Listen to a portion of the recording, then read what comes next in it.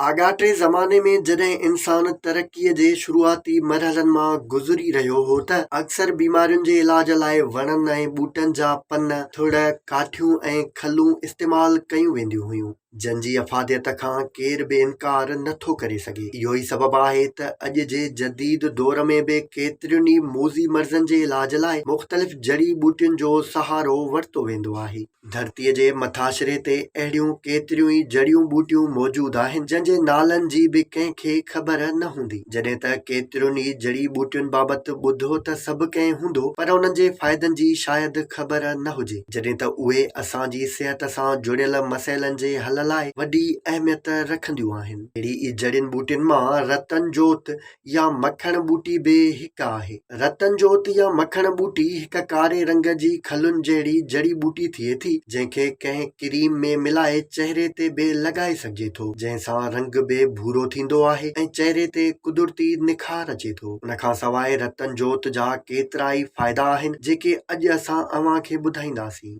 जेकॾहिं तव्हांजा वार तमामु घणा छणनि था, तव्हांजा वार वक़्त खां अॻु अछा थी विया आहिनि, त हिकु पाउ नारियल जे तेल में हिकु खाधे वारो चमचो रतन जोत जो विझी सही नमूने मिलाए वठो। पोइ उन तेल सां वेंझण खां अॻु सही नमूने वारनि खे मालिश कयो त इहो वारनि खे ॿीहर कारो करण सां गॾु उन्हनि जी चमक खे बहाल कंदो आहे। न रुॻो एतिरो, पर इन सां तव्हांजा वार मज़बूत बि थींदा आहिनि ऐं छणण बि बंदि थींदा आहिनि। जन औरतुनि खे कंहिं बि सबब जे करे माहिवारी वक़्त ते नाहे ईंदी या के ॿिया मसइला आहिनि त उन्हनि खे घुर्जे त रतन जोत जो रोज़ नेराने इस्तेमाल कनि। इहो जिस्म खे ताक़त ऐं गर्मी ॾींदो आहे, जंहिंसां बंदि थियल हेज़ जो सवलाईअ सां इलाज करे सघिजे थो। रतन जोत हिकु अहिड़ी जड़ी ॿूटी आहे जेका गरम तासीर रखे थी। जेकॾहिं तव्हांजे मथे में सूरु आहे त पाणीअ में रतन जोत मिलाए उनखे बाहि ते थोरो पचाए उन पाणीअ जी बाफ़ बि वठो ऐं उन पाणीअ में कंहिं कपिड़े खे पुसाए उनखे पंहिंजे निरड़ ते बि रखो। ईअं करण सां तव्हांजे मथीअ जो सूरु